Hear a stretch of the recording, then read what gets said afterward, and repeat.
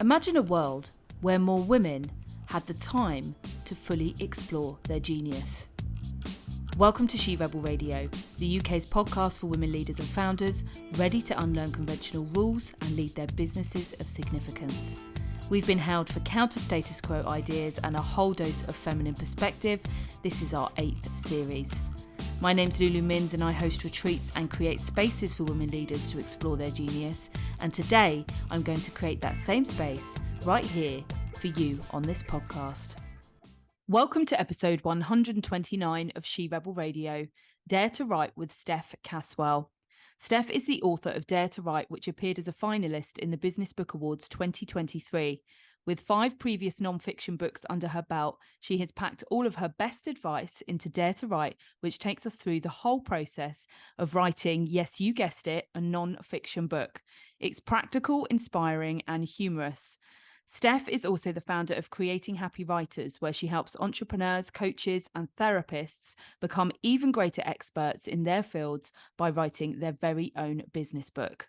Prior to this, Steph worked as a teacher and deputy head teacher until after a bad day, she came to her senses and thought, screw this, let's start a business instead. And here we are, marrying both her love for writing, teaching, and a little bit of swearing.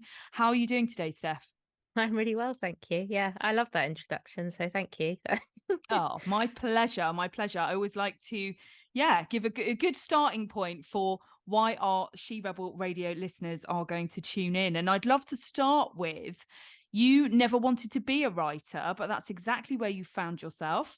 How did that happen? And how did you discover that your authentic voice was best with a sprinkle of sarcasm? And as I said, maybe the odd swear word.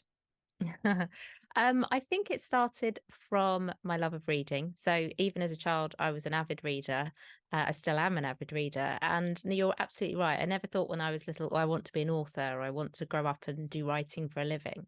I didn't actually know what I wanted to do. And I actively rejected teaching for a while because I thought, oh, my sister's teachers and my brother-in-law's a teacher. And, I just thought, no, I'm not going to follow the pattern of everyone else. I'm going to do something different. And then lo and behold, became a teacher, which didn't really follow the pattern I had in mind. And as you rightly said in the introduction, I was a teacher for a number of years now. I think it was about 12 or 14 years. I can't remember now. And I got to a point where, as a deputy head, I was very stressed and didn't enjoy the job and didn't want to do it anymore. And I had written 3 books as a deputy for teachers, and I realised through the course of writing them that I actually really, really enjoyed writing. I'd done a little bit of novel writing before then as well, so writing had started to creep up into my conscience, and I was like, oh, actually, I like this more than I like my day job. So I had to think of a way to marry the two together, and I did that. It took time to do what I'm doing today, but it came out, just through doing it really and realizing I thoroughly enjoyed it. And as I did it more, I got more confident in my tone of voice and how I wanted to sound. And okay, no, I'm not very conventional, and I can, if I have to, I can write sensibly without the sarcasm, without the swears. But my authentic voice is just who I am as a person, which is a little bit of a sarcastic Sally and a little bit sweary, because sometimes you just there's nothing like a good swear word sometimes, just when the mood takes you. So yeah, that's reflected in my writing really. Yeah, no, brilliant. And I think, with a book that is very practical as well, but bringing that humor into it is so important. And, the stories that you interweave within the book as well, which we'll come back to that a little bit later. But it really, the book, I think, definitely keeps your readers engaged because of a number of those things. Yeah, I know. I think it's really important. You're absolutely right. I mean, nonfiction business books, they can be dry. They can be a little bit on, heavy on the theory side, which is important. Don't get me wrong. But I think having that little bit of entertainment factor goes a long way when it comes to engaging with your readers and keeping them reading all the way to the end, which, isn't easy. Yeah, 100%. And interestingly, I was running my own legal department. I was in law. So that middle management for women, it can be a real moment of realizing the stress. And actually, are there elements of what I'm doing now that I can do elsewhere?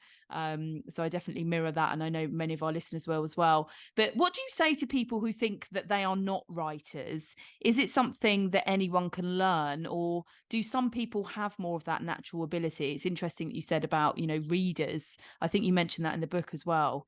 Good writers are often people that read a lot. Yeah, I think I feel very strongly that anybody can write if they're willing to put the time and effort into practice. I think in the book, and quite often I talk about marathon running. You wouldn't rock up to a marathon without having done any training, and the same is this, said for writing. Really, even if it's not a book, even if it's blog posts or social media, you've got to practice. You've got to see what works. You've got to find your writer voice, something that feels authentic to you, sounds like you.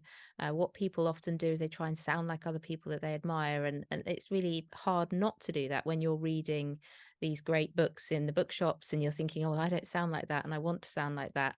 And you then put a lot of stress on yourself in order to sound like, insert name a favorite author. And it then stifles who you really are, and writing feels harder. And when writing feels hard, we're less inclined to do it. So it comes from practice. It comes from the more you practice, the more confident you get, the more you play around with language, and not, I'm not talking just the swears, I'm talking about language in general, and how you try and have a conversation with your audience, because that's really important as a writer, that it feels like you're talking to them, not at them. And it's just a case of practice and practice. And if you don't know how to do it, or you're not sure, then find someone to support you. Or if you would love to sound a certain way and you just can't get it to work, then find someone who can write for you, and make it sound like you, and take the pressure off yourself. Because not everybody, when they try writing, they might realize, actually, do you know what, I didn't like this as much as I thought I would. And that's okay too. Mm. It's all part of the learning process when it comes to any new skill. It might just be that, much like a celebrity doesn't drive around anymore, maybe as a writer, you decide you just want somebody to make it that extra bit special. Yeah, 100%. And I definitely concur with, I with having a business and having to write blogs and show notes for the podcast and things like that. And I have had people do that for me before in the past as well. It is practice, practice, practice. And again, my background as a lawyer, I would dictate letters. I wouldn't even write those. I would sit and talk them out, which is probably why I find it easier to talk first and then create something from it. And that practice being key. And as you say, getting someone to help or support or even write for us, I think it's quite a good check-in moment, because I saw you talking about this on LinkedIn the other day, in talking about AI.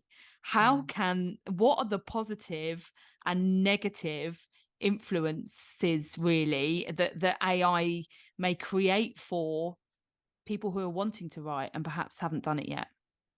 Yeah, I mean, like anything new, we seem to really swing heavily one way when it comes to new technology, or a new platform. Everybody's all of a sudden using it or on it, and then we sort of realize actually it wasn't quite what we thought it was, and we sort of swing slowly back the other way, and the pendulum eventually ends up somewhere central. And I think it's going to be the same with AI. It's not going anywhere. And the reason I was ranting about it a little bit on LinkedIn was because I'd seen a video on TikTok of a lady who had said she'd written a book in a day, and she had, uploaded it to Amazon, and she was now calling herself an author. And I then had an email from somebody, I think I must have joined his email list at some point in the last 5 years. And he had sent an email along the same lines, basically saying, I've written this book in a day, and I've now sold X amount of copies, 1,000 copies, or whatever it was.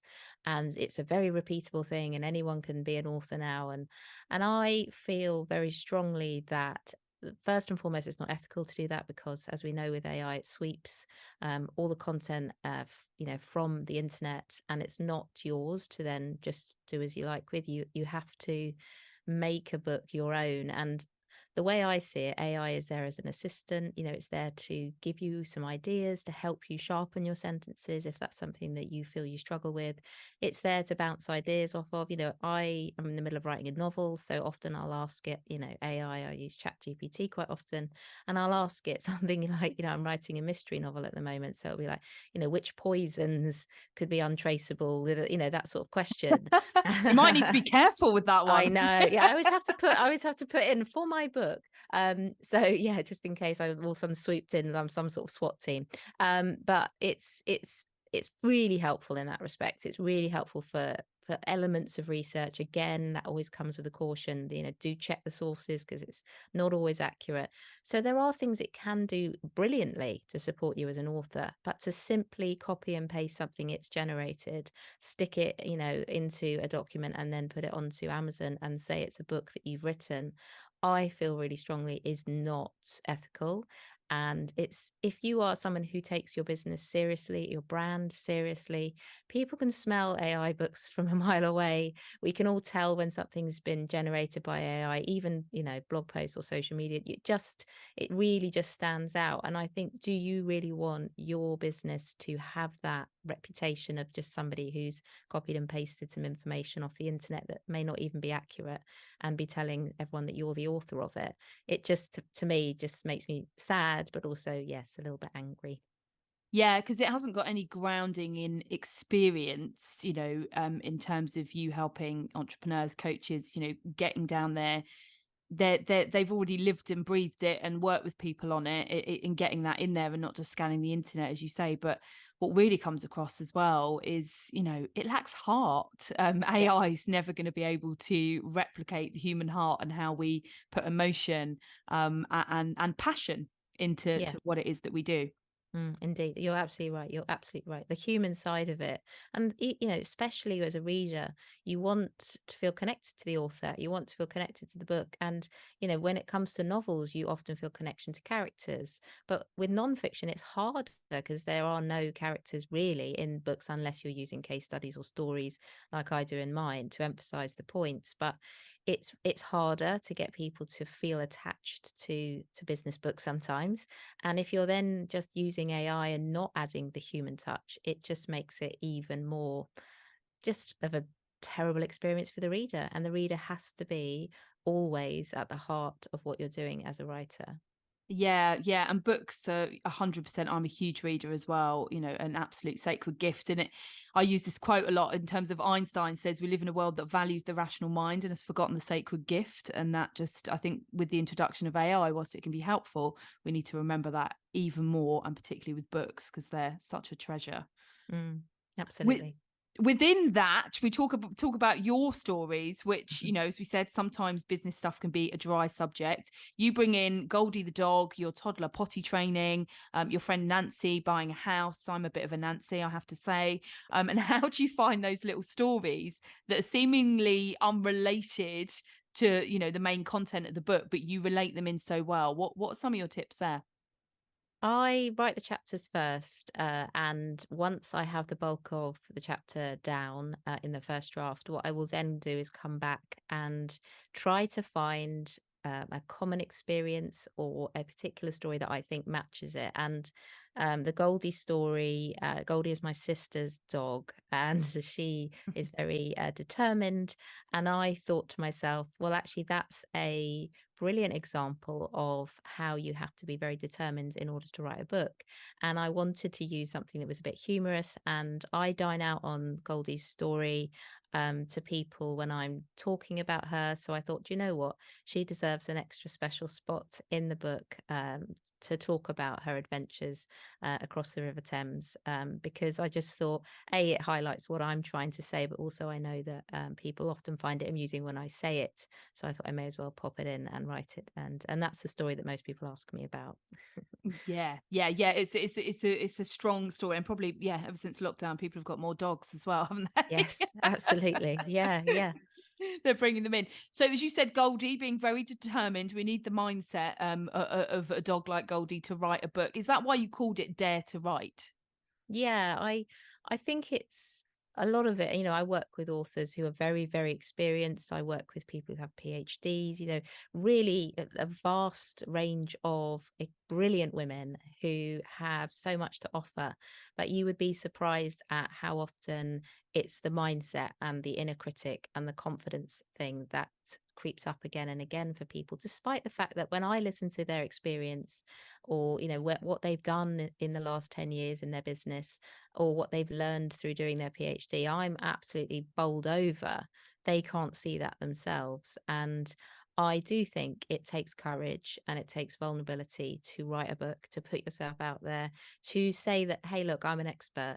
And it's uncomfortable, often for women, because we just unfortunately always been made to feel as though actually maybe our voice isn't quite as strong as our male counterparts. And there was some research very recently around the this sort of wide gap in publishing, particularly in the business book world, where women have historically been told you leave the big subjects to the men, and you go and write some lovely things like memoirs, or you'll write some very soft, if you want to call, think of a better word, but that Yeah. will do, the sort of softer topics, because we want the gentle topics to be done by women, and the tough sort of really thought leadery stuff to be done by the men. And that's why I predominantly work with women, because I think that needs to change. And it's just the thing around courage, being vulnerable, putting yourself out there. And that's where the title came from, is because I really wanted people to realize that you have to take a gamble when you write a book, and you have to be like, do you know what, I'm going to stick my head above the parapet a little bit here and say, hey, look, I'm an expert and you need to listen to me. Yeah, and the podcasting world is very similar in terms of, we've shared the top 100 UK podcasts on here before. And again, as you say, the men have the meaty, big business subjects, and there are not many women, who've got their name in the podcast and Mhm. the subject matter. I think even the men had the parenting podcast. So I was like, hold on a minute, what, Yeah.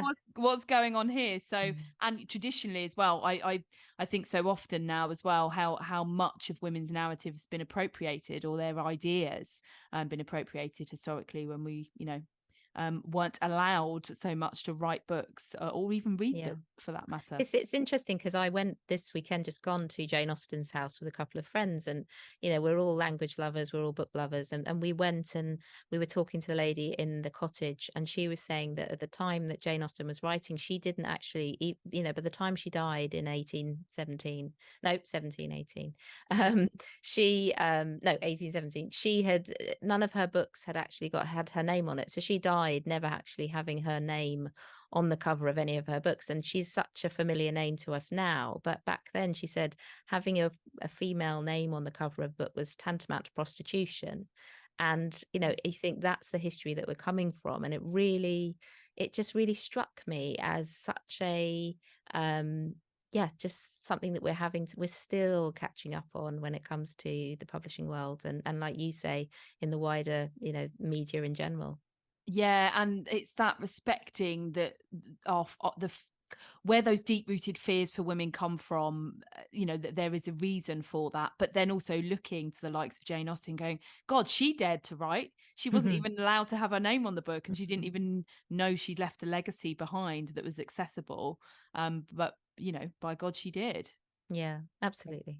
Yeah, 100%. So what is writer's block? Does it exist, and how can we overcome it? Or is it a Great myth? question. I don't think it's a myth. I don't think it's a myth. I think it comes down to, and Anne Lamott, who wrote Bird by Bird, talks about writer's block as this idea of, she said, it's like you're a bit constipated, which always makes me laugh. Lovely. Yeah, but she said that actually for a lot of us, it's not that we're blocked, so to speak, it's that we're empty. And she said, when you're being creative over and over again, which we have to be as business owners, not if we're writing books per se, but if we're doing any kind of business promotion, our marketing, all these things that we're trying to do to put ourselves out there and to attract clients and all these sorts of things, we're being creative, we're having to stand up and take, be noticed, and it's exhausting. And writer's block is, an example of that, where Anne says, you are empty, and therefore you need to take the time to fill up your creative cup. And I think that's such a wonderful expression, and it's absolutely true. And even though I write for a living, and for me, I take a lot of joy in writing a book, which not a lot of people can maybe understand if they've never written one, but it's hard.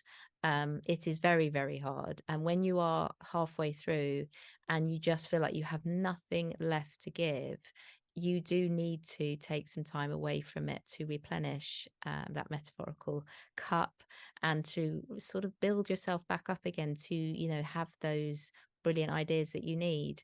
And Sometimes it can be a bit of procrastination as well. You just think, oh, I don't know what to say, or I don't know how to phrase this. And the mistake a lot of people make is to edit while they're writing, which is never a good idea. And I never, ever read anything I've written until I've finished the whole manuscript. So day to day, I will never look back on yesterday's work. I just keep going, and I keep going. And even though I know a lot of it I absolutely hate at the time, I know it's only my first draft. So I just keep going. And when I get to a bit I don't know, and that block comes in, I will just write blah, blah, blah, put something here, Steph, in the second draft. And then I carry on to the next section, because I just think if I stop for a minute to let that really take hold, then I would probably just stop for months at a time. So it's just about realizing two things. You need to maybe take a couple of days away, do some other stuff that you would really love, go for walks, just go and listen to music, speak to your friends, just do anything that's going to give you that lift that you need. And then also just keep doing what you can, each day, little and often, and you should find the block subsides. Lovely. And you mentioned the tip there, which is one of my favorite tips in the book, is to resist the urge to write and edit at the same time. So I'm just going to repeat that for our listeners as well. Why is that the case? Because you give quite an explanation for that in the book, which I think is really powerful. It's to do with this. I mean, I don't know whether this, I'd love to say it was absolutely scientifically accurate, but I like to think it's scientifically accurate. So I think just for the for the sake of the podcast, we will claim it is science. But I think that there are two sides to the brain in terms of your creative side and your more logical side, and you can't use both at the same time. There is definite science behind that. So if you are writing, you're being creative, you're totally just letting your ideas flow, you're not trying to stifle them and to make them exactly what they're going to be at the final draft. It's impossible if you are writing your first draft to get it exactly how you want it to sound. And I will often say, as I'm, sometimes I'll just write, this is absolute dog shit, like just in the manuscript, because I just acknowledging that I know it is, but it doesn't matter, because I'm going to come back and I'm going to edit that and I'm going to improve it. And then once you have the bulk of your first draft, if not all of your first draft, then you switch and you're like, right, I'm going into analytical mode now. I'm going to go back through it and I'm going to just look at each section and I'm going to start rewriting and editing it. But you're not just stopping the flow. And that whole idea, Mikai Csikszentmihalyi, who wrote the book Flow, is just, he talks about the fact that it's just absolutely imperative to get into this state where you're just letting your ideas come out and you're not trying to make them better in the moment, because it's impossible. Yeah, it makes total sense to me. And and flow is flow. Once you've stopped it, it's stopped. Absolutely, yeah. Yeah, you need to go back round. And also, you mentioned before, and that you've got quite a big section in the book about the shitty first draft. That there is going to be one. You've got to accept that. So I'd love to ask you, how shitty are we talking, and what has been your worst, or maybe the worst you've ever seen? Which is probably an unfair question, but it's She Rebel Radio. I thought I'd ask. Oh, great. Yeah, great question. And to be fair, I think I'm always surprised that people don't have more faith in their first drafts, because I, as a developmental editor, which is part of my job, I look at the structure. So I will often be the first person or one of the very first people to see somebody's draft. And there's a lot of fear when it comes to showing people your work, which is understandable. And just off the back of what you were saying there, I think it comes from not worrying about the fact that it's your first draft, because a good editor will know it's just a draft. They're not looking for it to be perfection. So if that is you, and you are worried that I would say yours was the worst draft I've ever seen, it's just not the case. I think you need to have more faith in yourself. So I think when it comes to the shitty first draft for myself, I just know that it is going to be awful. Before I even start it, I'm like, you've just got to make your peace with it. And I listened to Greg McKeown, who is the author of Effortless and Essentialism, and he was talking on a podcast about his first draft, and he said he doesn't even call it a first draft, he calls it draft zero, for the very same reason, because he says he knows it's just going to be just this awful pile of terrible writing, because you are really making friends with the book in the first draft. And I often use the Terry Pratchett quote, which is about your first draft is you getting to know your story. And okay, that's about novel writing, but the same applies to nonfiction. The first draft is you getting to know your book. And you can only do that by just, letting go of expectation, leaving the shackles of what you think your book will sound like, and just writing what you can in the best way you can at that point in time, because the magic comes in the editing. And I will often use the analogy of a lump of clay, that if you are a potter and a lump of clay is, put onto your potter's wheel, that's not the vase that's going to be sold in a shop. You have to mold it and shape it and make it beautiful and glaze it. And, that's the analogy around writing.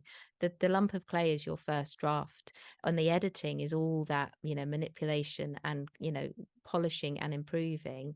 And the proofreading is that glazing of your pot, if you like, of your book. And it's then out there for people to buy. So no one's ever going to see your first draft other than yourself. And if you want to share it with, an editor or, a friend of yours, then by all means do. But the likelihood of anybody of any significance ever seeing that first draft is slim to none. So take the shackles of expectation off yourself. Think to yourself, it's just me and my draft, and I will only show somebody what I want to show them.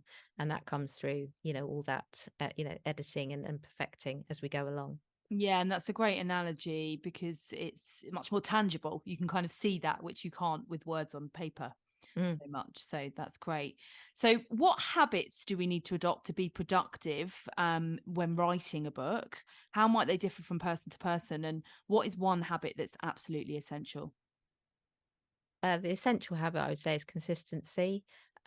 You often feel, lots of people feel that they're going to write and it's going to be this very romantic journey of, I often say to people that you think you're going to be at this beautiful lakeside cottage, where you've got this cabin in the woods and you're writing, and it's just, the deer are walking past the window and you've got hours every day to write. And that is just not the case for business owners, myself included. So when I'm in first draft mode, all that is important to me is getting words on the page every day. So I write my books Monday to Friday because I see it as work. And then Saturday and Sunday I give myself off, which I think helps me process what I've written the week before, subconsciously. So the habit I think is absolutely crucial is that element of consistency and showing up for yourself, for your book, and putting that as one of the most important things you do that day. And I say to people, I write in 30-minute sprints. So I will only do, I will aim to write every day. If I can do 2 30-minute sprints, great. But I don't make myself do two if I don't have the time. But I will do one without, exception. I will sit down. It's the first thing I do before I do anything else. I'll do 30 minutes and then that's it. I can shut that down, that tab. I'm done for the, for that session or the day even. And then I log it on a spreadsheet like a total geek. And that then gives me the motivation the following day, because I think, okay, I'm now up to this many thousand words. And then I have little milestone rewards. So if I go a bit, like recently on the novel, I just passed 10,000 words. So every sort of 10,000 words, I will go and, get myself my favorite cake from the baker, or, I'll give myself, the morning off writing or something, just to reward myself at these small incremental points to keep my motivation levels high. But, as I say, the consistency of showing up every day is the only way I get my books written. And it's not waiting for the muse to take me, because she isn't going to. So I have to find her myself. She might be in the cake shop. Oh, I think she probably is. Yeah, Yeah. for sure. So you mentioned structure, but let's also talk about planning, because how much is needed? I know you've talked about outlines, big picture, umbrella planning in the book. For those that aren't very good at planning, where should they start? I think for a lot of people, when they come to write a book, they have often been carrying it around in their head for a very long time. Sometimes it's years, sometimes it's only months, but they will have been carrying. They haven't just woken up one day and thought, oh, I'm going to write a book today. So they'll often have got their ideas just floating around. And it's the same for me. I've always got the next book somewhere in my head. And, for me, the easiest way to do your initial plan, your big picture plan, as I call it, is just to empty whatever is in your head out onto the page. In a notebook, I just do spider diagrams of themes that I want to bring up that are maybe possibly chapters, but I just empty my head of everything. And then what I do is I leave that somewhere accessible. Sometimes I have it as a sheet on the wall, other times it's just my notebook. And what I do is I leave it there and I let my brain do the work while I'm asleep, while I'm, walking the dog, whatever it is. I will allow those ideas to just keep flowing. And what then happens is I'm brushing my teeth and I think, oh, yes, that would also be really good for that chapter. And I'll go and add it to the sheet. So I don't do like a plan necessarily where I'm just like, right, I'm going to sit down and just plan today. I'll do an hour and I'll just empty my head, and then I leave it for a week where I keep coming back to the plan whenever I have an idea. And in that way it begins to grow quite organically. It's not something I'm forcing out. It's just something that has allowed my brain some space for starters to get those initial thoughts down. And then as those other thoughts come to me, I add them to my notebook or to my sheet. And that's given me then a very loose structure, a very loose idea of what I want to be in the book. And then that gives me the confidence to start, putting my outline together. Okay, brilliant, brilliant. Thank you very much. What are the 5 W's to writing a book, and how can we connect with our ideal reader? Okay, the 5 W's, I'm not going to lie, they came from my teaching days when I used to teach year six about how to structure writing. But actually, they're very uniform when it comes to writing books as well. So the 5 W's are who, what, why, when, and where. So the who is who's your reader, and I will come back to that. The what is, what is your book going to be about? The why is often sort of two parts to it, really. It's why are you writing? Why are you writing this book for your business? Where's it going to fit in your business model? How is it going to enhance your business, your profile? What's the point of writing it essentially? Because if you don't know that, then don't bother writing it. It needs to help you. It needs to help you grow and to be seen as this expert. So really think about why you're writing it from a business perspective. But then I also like to remind myself, why am I writing this for my personal reasons? And everyone has a reason to write a book. And often buried underneath all the ideas of, maybe you'll get a TED talk, or all of these things that we sometimes imagine, there's always a very personal reason why you're writing. And I think it's really important to get in touch with that, so that you're able to, when times are tough, be like, this is my why, this is why I'm doing this. The when is purely so that you give yourself some level of accountability and a deadline. If you're self-publishing, you don't have an editor breathing down your neck telling you need to get it to them by a particular date. So I always tell my clients, and when I write myself, I give myself a deadline. I'm going to publish on this day, and then I work backwards and work out, okay, right, well, how am I going to fit in writing what I need to write by this point? And then the where is, it's all about, where do you want to publish? Do you want to publish traditionally through a publisher? Do you want to do self-publishing? Do you want to do hybrid? So it's those sort of, the 5 W's really come at the start of the planning process. It's just giving yourself those ideas off the bat, so you know what you're aiming for, why you're aiming for it. And then, the ideal reader thing that you asked about is because the reader is the most important person. And often when we're writing business books or non-fiction books, we become very focused on what we know and what our expertise is, and we sometimes forget that the reader exists, and we just really want to showcase what we know and how we can help them. But actually we have to always bring it back to the reader. What are the challenges they're facing? Why are they picking your book up? Because with business books or non-fiction books, people are seeking answers more often than not. They're not picking it up like you do a novel where you're on the beach and you're thinking, I just want something light and easy, a bit of chick lit or whatever. Yeah. It's more that they want answers, or they want inspiration, or they want to know how to do something. So with Dare to Write, it's, how do I write a book? It's practical, like you said. But with Yeah. other books, it's more around, maybe it's something more spiritual, or it's something like you said around therapists. I've helped quite a few therapists to write books. I've helped nutritionalists write books, and people who specialize in gut health. And those people, they are in pain. You're not reaching for a gut health book because you think, oh, this has nothing to do with me, but I'm going to read about the gut. You're more than likely, maybe you've got IBS, or you've got, or maybe you've got family members who are struggling with gut health, and you want to help, empower them to know what to do about it. So we have to keep thinking, why is the reader picking the book up? What's their emotional state?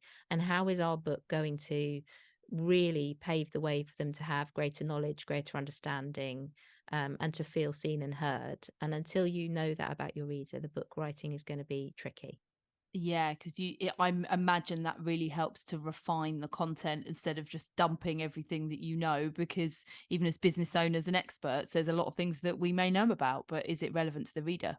Yeah, and relevance is absolutely key. And but in the first draft, I always say to people, just write what you want to write about. Don't censor yourself and think, oh, does the reader care about this? If you want to talk about it, talk about it. It's then in the editing that you then have to ask yourself that question of, is this relevant? Does the reader really need to know this? Or am I just trying to showcase, that I've done some research about something? If it's not going to move the reader forward and it's not going to change or transform their life or their problem they're having, then don't put it in there.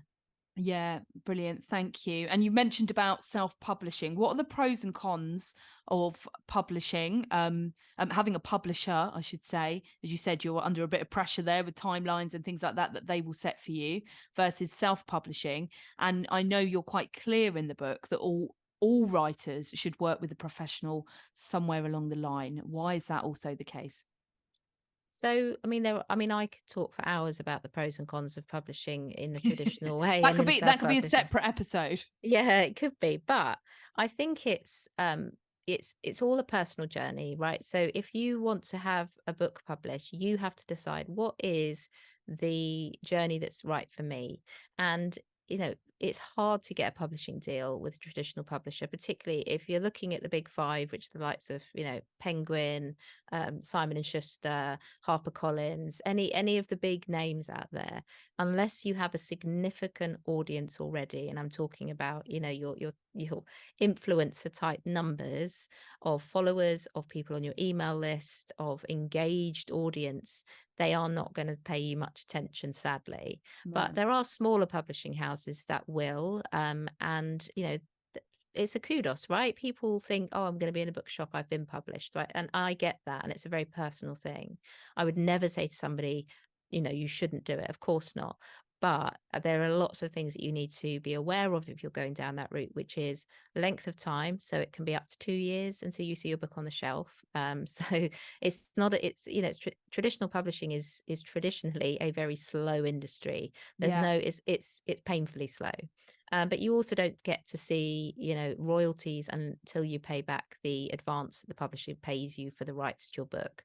So you may never see any profit from your book if you don't earn enough to pay the publisher back the advance they gave you. So there's that side of it. Self-publishing there's greater autonomy. You can absolutely decide, what is your book's going to be about, what it's called, when it's released, whether you do subsequent, series of books or whatever. I work with a Sunday Times best-selling author, and he's written 5 books now, and he's very, very said to me every single one of them has not been the title he wanted. But when you are under contract with a big publisher, the title they want is the title that goes. So there's always compromise to be had. Whereas when you self-publish, you can call your book what you want, and it's yours then to do with what you will.